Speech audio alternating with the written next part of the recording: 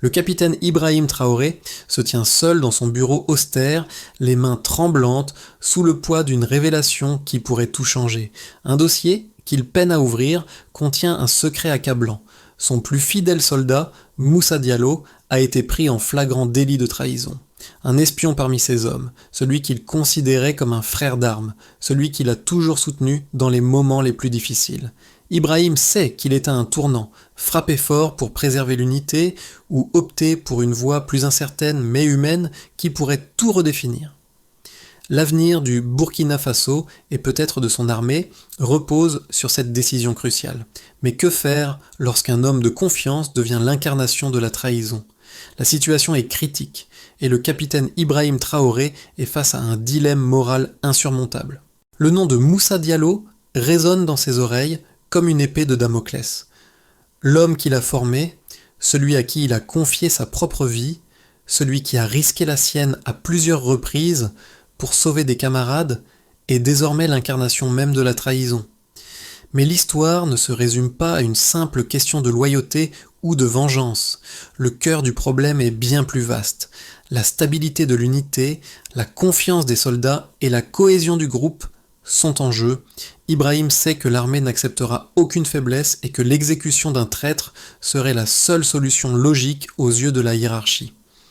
Mais si cette décision est prise, elle pourrait détruire à jamais les liens qui unissent un des hommes. Poursuivre la discipline stricte de l'armée ou offrir une seconde chance, un geste de clémence qui pourrait changer tout le système. Les premières heures suivant la découverte de la trahison ont été un tourbillon de confusion et de doute. Ibrahim n'avait pas vu venir cela. Il se souvient de la première rencontre avec Moussa, un jeune sergent prometteur, un homme d'honneur, apparemment sans tache. Moussa avait été un exemple pour ses compagnons, celui qui, avec courage et loyauté, avait affronté de nombreuses batailles aux côtés de son capitaine. Comment un tel homme avait-il pu trahir la confiance de toute l'unité ? La question tourmentait le capitaine, mais les preuves étaient accablantes. Messages codés interceptés, témoignages de soldats et relevés téléphoniques pointant vers une série d'activités suspectes. Il était devenu impossible d'ignorer l'inévitable. Ibrahim devait faire face à cette vérité amère que l'homme qu'il avait toujours considéré comme un frère était désormais un espion pour l'ennemi. Mais derrière cette trahison se cachait une histoire encore plus complexe, une histoire que seuls quelques rares survivants connaîtraient un jour. Ibrahim Traoré n'est pas un homme qui prend des décisions à la légère. Son parcours militaire, forgé dans les tranchées de batailles passées, l'a appris à naviguer entre les lignes de la loyauté, de la justice et de l'humanité. Cependant, cette fois, il se trouve face à une situation unique. Un homme qu'il considérait comme un frère, Moussa Diallo, a trahi l'unité qu'il avait juré de protéger. Ce n'est pas une trahison ordinaire. Moussa a risqué sa vie pour sauver ses camarades et Ibrahim sait que l'histoire de Moussa dépasse largement les simples faits de trahison. Il faut comprendre la profondeur de l'homme derrière l'acte. Ibrahim, dans sa propre expérience, a appris que la guerre transforme l'être humain de manière inattendue. Ce n'est pas la première fois que des soldats sont contraints de faire des choix impossibles sous la pression de la guerre. Mais ce que Moussa a vécu est différent. Ibrahim comprend que le dilemme ne concerne pas seulement la trahison, mais aussi la manière de traiter l'humanité dans un environnement où tout semble s'effondrer. Ibrahim doit maintenant naviguer entre la rigueur des traditions militaires qui exigent une justice immédiate et implacable, et une approche plus humaine qui pourrait sauver Moussa, mais risquer de déstabiliser l'unité. Cette décision, aussi personnelle que professionnelle, marquera un tournant dans sa carrière et pourrait redéfinir son leadership en temps de guerre. Pour Ibrahim, il ne s'agit pas seulement de punir ou d'absoudre, mais de comprendre l'essence même de la loyauté dans un monde dévasté par la guerre. La découverte de la trahison de Moussa a secoué l'unité comme un tremblement de terre. Ibrahim Traoré, bien qu'il ait l'habitude de gérer des situations extrêmes, se trouve cette fois confronté à un dilemme moral qui dépasse tout ce qu'il a connu. Le capitaine sait que la trahison dans l'armée est une faute impardonnable. Les règles sont claires, trahir son pays, trahir son unité doit être puni sévèrement. Mais dans ce cas, la trahison de Moussa n'est pas motivée par l'appât du gain ou par une déloyauté pure, mais par le désespoir de protéger sa famille, prise en otage par les ennemis. cette nuance chamboule le monde de la justice militaire où les décisions sont habituellement tranchées, rapides et implacables. Au début, Ibrahim a eu du mal à accepter la réalité des faits. Il n'a pas voulu croire que son homme de confiance, celui qui avait risqué sa vie pour sauver ses frères d'armes, pouvait être celui qui, dans l'ombre, livrait des informations sensibles à l'ennemi. Les premières preuves étaient accablantes. Des messages codés, interceptés, des virements financiers suspects et des témoins ayant vu Moussa en conversation avec des inconnus près du mur de la base. Mais tout cela ne suffisait pas à expliquer l'inexplicable. Ibrahim a passé plusieurs nuits sans sommeil, confronté à l'idée que la loyauté de l'homme qu'il avait formé pourrait être brisée. Il se demandait comment il allait pouvoir vivre avec cette décision, qu'elle soit de donner l'ordre de l'exécution ou de trouver une solution plus humaine. Pendant ce temps, la base militaire de Ouagadougou est devenue un lieu de tension. Chaque soldat, chaque officier, attendant de voir quelle serait la décision d'Ibrahim. Les plus hauts gradés, tout comme les soldats de base, étaient unanimes sur une chose. La trahison devait être punie, mais parmi les jeunes officiers, il y avait des voix discordantes, prêtes à défendre l'idée que l'humain devait primer sur la discipline. La guerre avait ses règles, mais la guerre avait aussi changé les hommes. Et peut-être qu'un geste de clémence aurait un impact plus profond et durable. Les discussions ont été intenses, et Ibrahim a pris le temps de rencontrer ses officiers, d'échanger avec eux, mais surtout d'écouter son propre cœur. Il se rendait compte que la décision qu'il prendrait allait non seulement affecter l'unité, mais aussi redéfinir la nature de son leadership. La question centrale restait: devait-il punir Moussa pour préserver l'ordre, ou offrir une chance de rédemption à un homme brisé par les circonstances? Les jours ont passé, et Ibrahim, pris dans cette tempête intérieure, a compris que l'unité ne serait jamais aussi forte qu'elle le pourrait être si elle n'était pas construite sur des principes de justice et de compréhension humaine. Finalement, la décision d'Ibrahim, aussi difficile et lourde de conséquences soit-elle, s'est imposée à lui. Il fallait voir au-delà de la trahison, comprendre le pourquoi de l'acte, et ne pas permettre que l'unité soit détruite par une vengeance aveugle. C'est dans ce contexte que le capitaine Ibrahim Traoré se prépare à affronter la situation avec une approche radicalement différente. Une approche qui pourrait réconcilier les principes de justice avec ceux de l'humanité. Les preuves contre Moussa Diallo étaient accablantes. Chaque élément, chaque détail semblait indiquer que la trahison était non seulement réelle, mais systématique. Les relevés téléphoniques ont révélé des communications régulières avec des contacts étrangers, des rebelles. Des appels à des heures improbables, des messages codés, tout cela pointait vers une collaboration secrète, bien planifiée. Le plus accablant était un virement suspect effectué sur un compte offshore, somme qui ne correspondait à aucun paiement officiel ou remboursement militaire. À première vue, cela semblait être de l'argent reçu en échange de renseignements ou de trahison active. Les témoignages des soldats qui avaient vu Moussa en entretien secret avec des inconnus près du mur de la base ont été cruciaux.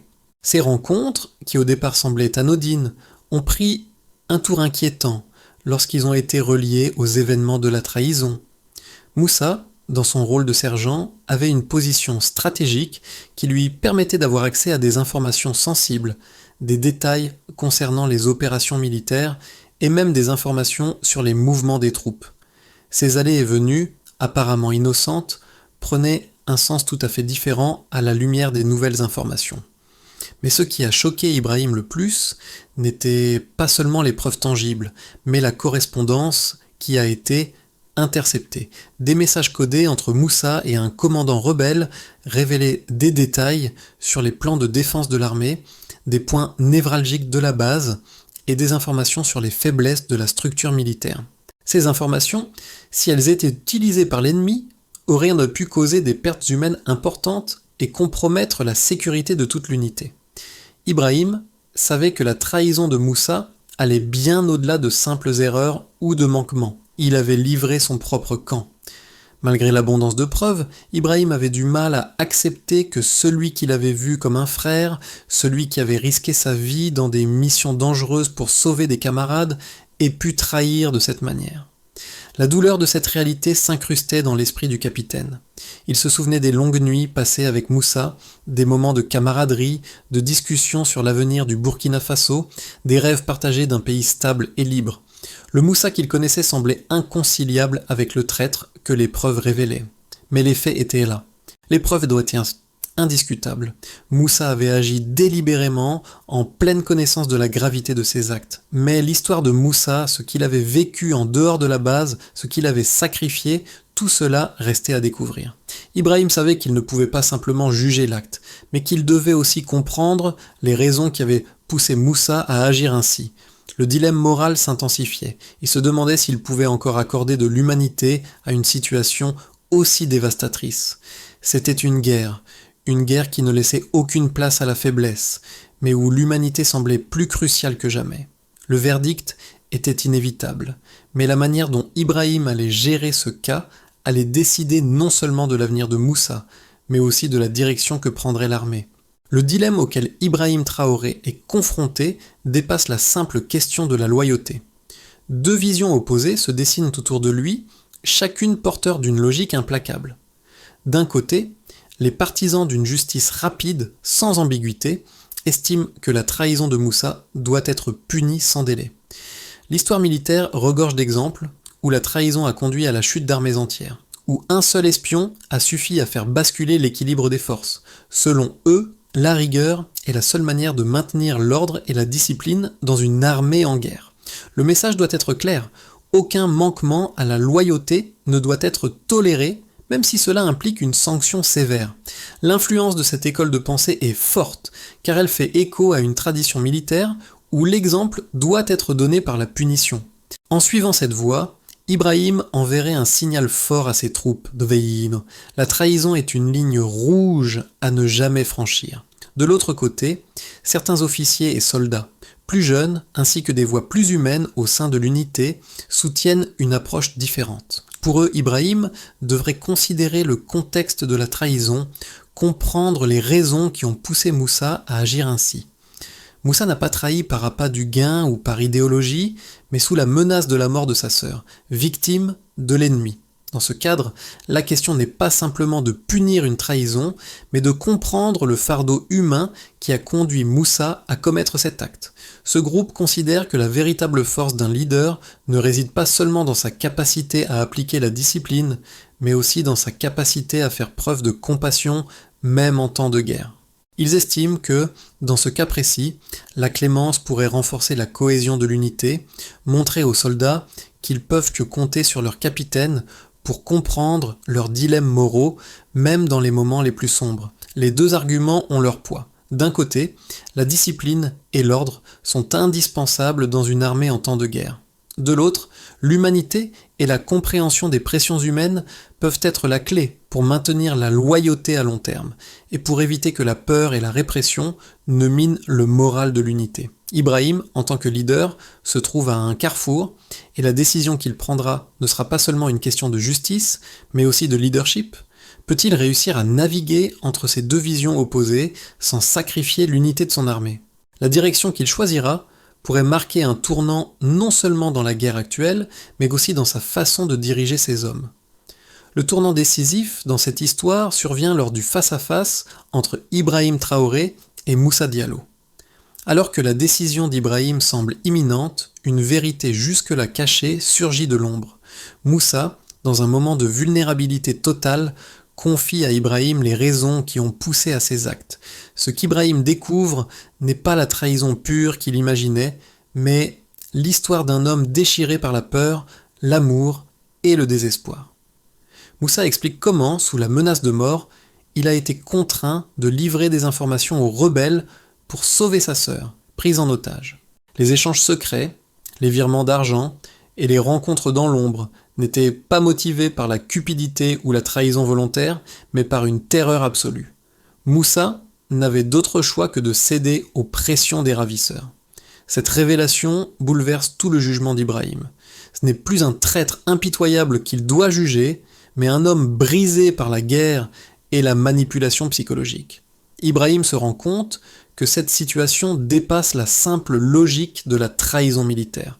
La décision qu'il devra prendre ne sera plus une question de sanction, mais de comprendre comment réagir face à l'humanité d'un soldat pris dans un piège tragique. La révélation de Moussa a changé la donne. Ibrahim, qui croyait encore qu'il devait choisir entre l'ordre et la clémence, se trouve désormais face à une réalité bien plus complexe. Cette trahison, loin d'être une simple infraction militaire, devient un dilemme moral qui touche au cœur de ce qu'est le leadership en temps de guerre. La vérité que Moussa a livrée ne pouvait être ignorée, la trahison n'était pas une question de volonté personnelle ou d'idéologie, mais d'une décision prise sous la contrainte, poussée par la peur de perdre sa sœur, une innocente victime dans une guerre sans pitié. Dans ce contexte, la question qui se pose désormais à Ibrahim n'est pas seulement de savoir comment punir un homme, mais de comprendre comment traiter un soldat qui, bien que coupable d'une faute grave, a agi sous une pression inimaginable. Cette situation met en lumière la difficulté de concilier justice et humanité en période de guerre. Le capitaine Ibrahim Traoré réalise que malgré les preuves accablantes, chaque situation, chaque trahison mérite d'être examinée sous un autre angle. La question ne se limite pas à savoir si Moussa mérite la mort ou la rédemption, mais comment cette décision influencera l'unité dans son ensemble. Punir Moussa sévèrement pourrait servir d'exemple pour maintenir l'ordre et la discipline, mais cela risquerait de détruire la confiance des hommes en leur commandant. La discipline militaire, bien que cruciale, peut parfois entrer en conflit avec les valeurs humaines, comme le souligne l'expérience d'Ibrahim. En revanche, opter pour la clémence, en prenant en compte les circonstances atténuantes de la trahison, pourrait sauver Moussa, mais aussi risquer de miner l'autorité du commandement. Si d'autres soldats voient que la loyauté n'est pas récompensée de manière absolue, l'unité pourrait perdre de sa cohésion. Cependant, Ibrahim perçoit aussi que parfois, le véritable leadership ne réside pas dans la répression immédiate, mais dans la capacité à voir au-delà de l'acte et à chercher la réconciliation. Offrir une seconde chance à Moussa pourrait restaurer une forme de justice plus profonde et en même temps renforcer la solidarité au sein de l'unité. Pour Ibrahim, cette décision est un test. Il doit prouver qu'il peut diriger avec une vision claire, mais aussi avec une compréhension profonde de l'humanité et de la guerre.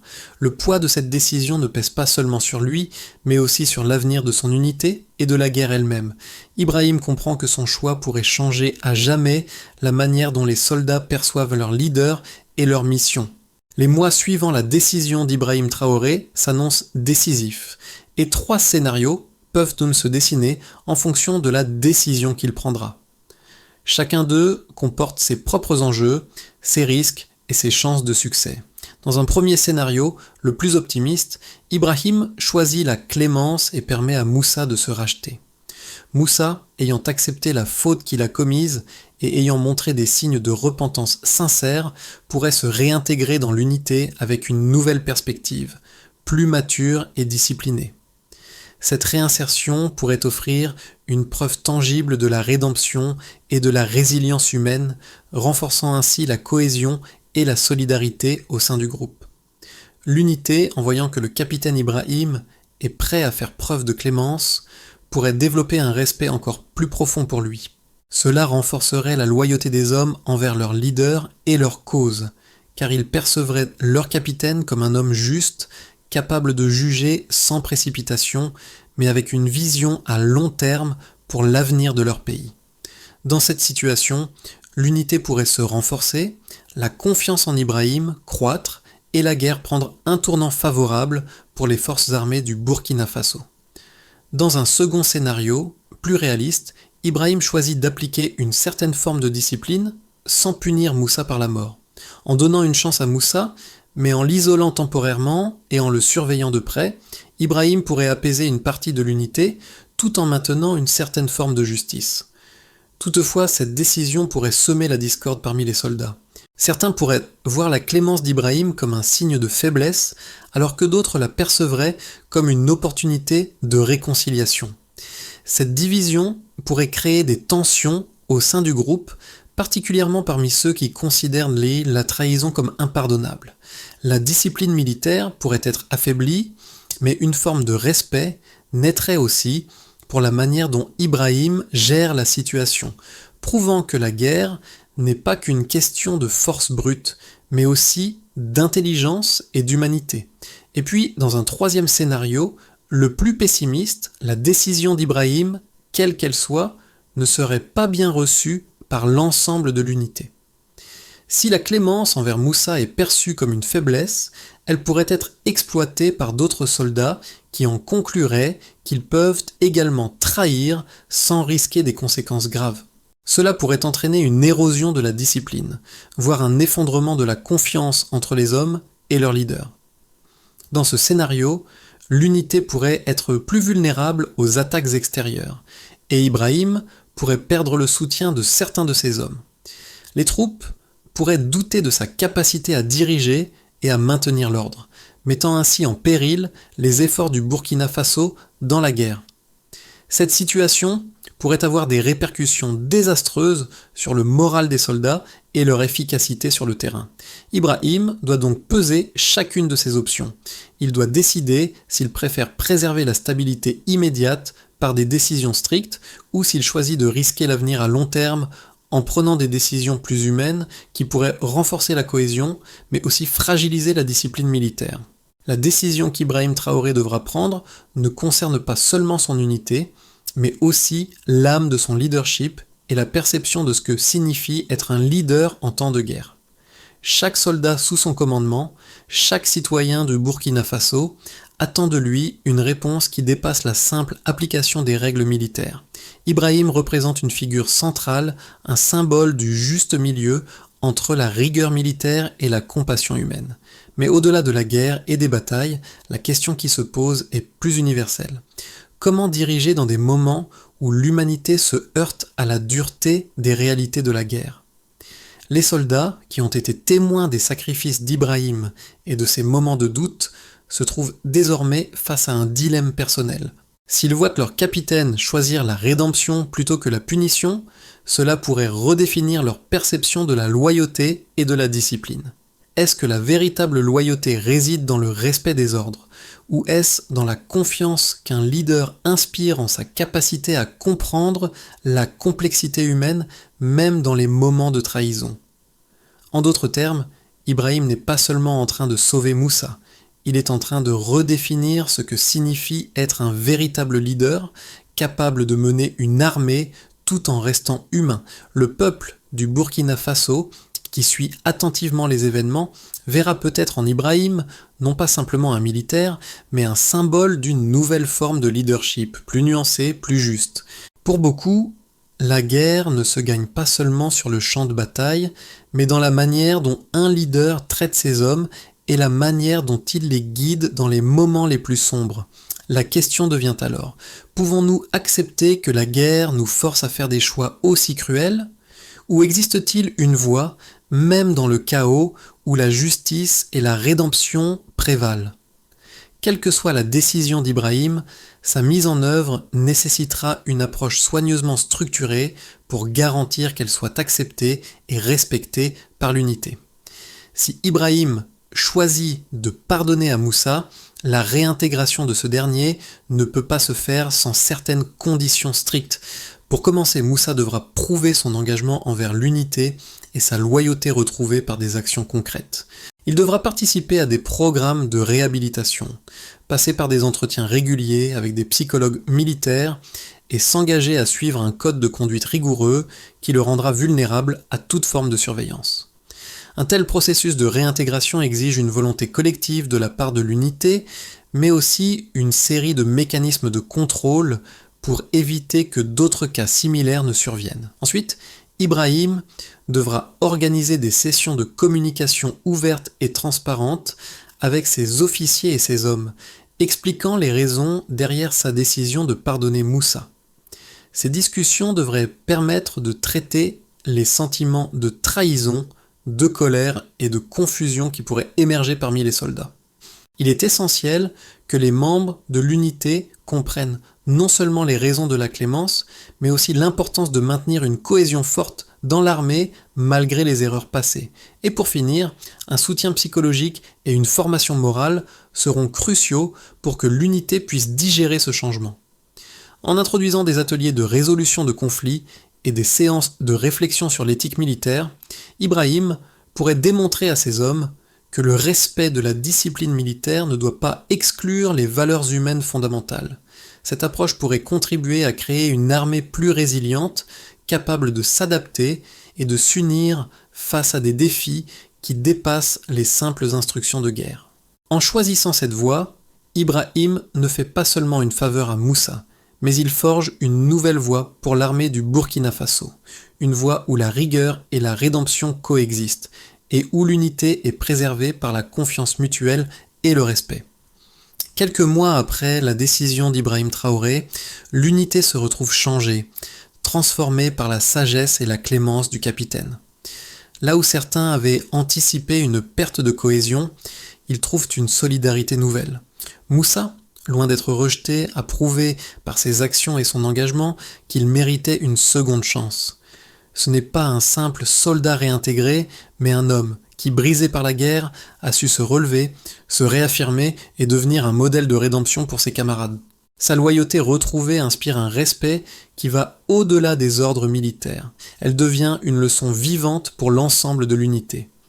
Ibrahim, quant à lui, n'a pas seulement rétabli la discipline au sein de son armée, mais a réécrit les règles du leadership. Il a montré que le véritable pouvoir ne réside pas dans la brutalité ou la peur, mais dans la capacité à comprendre l'autre, à reconnaître ses erreurs et à offrir une voie vers la rédemption.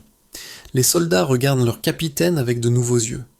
Il est plus qu'un chef, il est un guide capable de voir au-delà des apparences et de faire face aux dilemmes moraux les plus complexes. Dans les mois à venir, cette décision marquera à jamais l'histoire de l'unité. Elle deviendra un symbole de ce que signifie être un leader et de la manière dont un acte de clémence peut changer le cours d'une guerre et même d'une nation. L'histoire du capitaine Ibrahim Traoré et de Moussa Diallo nous enseigne que parfois la véritable force d'un leader réside dans sa capacité à faire preuve de compassion, même dans les moments les plus sombres. Mais au-delà de cette décision, il nous pousse à réfléchir sur ce que signifie vraiment diriger. Faut-il toujours suivre les règles à la lettre, ou est-il possible de faire preuve d'humanité, même en temps de guerre ? Ibrahim a choisi de donner une seconde chance, mais cette décision n'est-elle pas un appel à revoir notre conception du leadership et de la loyauté ? Alors, qu'auriez-vous fait à sa place ? Comment réagiriez-vous face à un dilemme moral similaire ? Est-ce que vous privilégieriez la discipline stricte ou l'humanité dans votre prise de décision ? Partagez vos réflexions et engageons ensemble cette conversation sur les complexités du leadership en temps de crise.